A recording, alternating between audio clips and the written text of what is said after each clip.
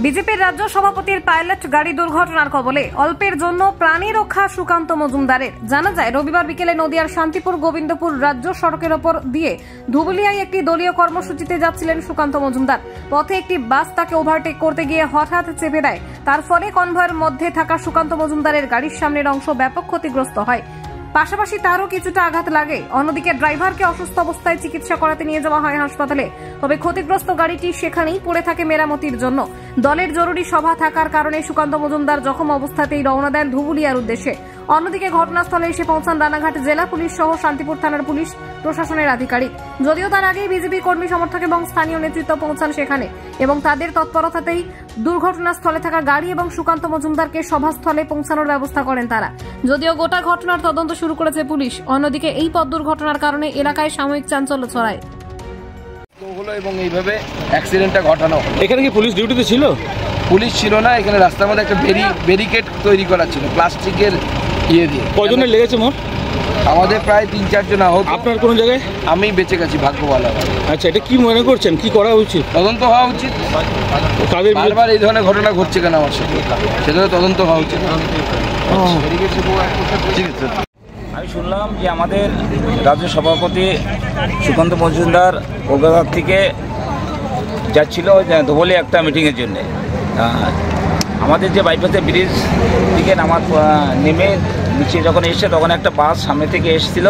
সেই বাসের সাথে সাডেনলি ব্রেক মেরেছে এবং এই গাড়ি উনি ব্রেক মেরেছে এবং পিছনে যে ওনার যে স্পটের গাড়ি ছিল সেটি যে ওখানে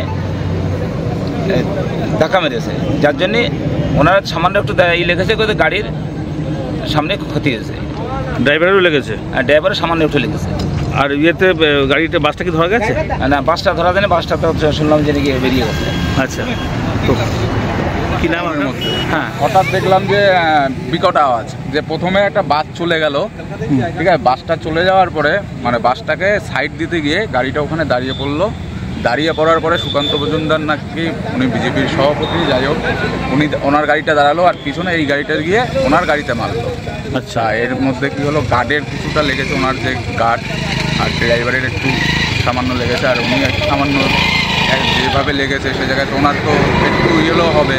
উনি যার জন্য আমাদের এইখানে ইন্দ্রজিৎ শাড়ি সেন্টার, এখানে ওনাকে রাখা হলো। রাখার পরে উনি একটু সুস্থ হলো, সুস্থ হয়ে তারপর ওনার গন্তব্যস্থলে চলে গেল।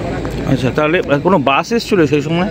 বাসটা মানে ওনাদের গাড়ি আসছে, তার বাসটা ওনাদের গাড়ি ওভারটেক করে যাচ্ছে, তখন এই সাইডে একটা গার্ডওয়াল ছিল। ওই গার্ডওয়ালটার জন্যই আর ওই বাসের জন্য এই দুর্ঘটনা। আচ্ছা, তো একটা ওয়ে দিয়েই সব যাতায়াত চলছিল না দুটো ওয়ে দিয়ে? না, দুটো ওয়ে দিয়ে দুটো।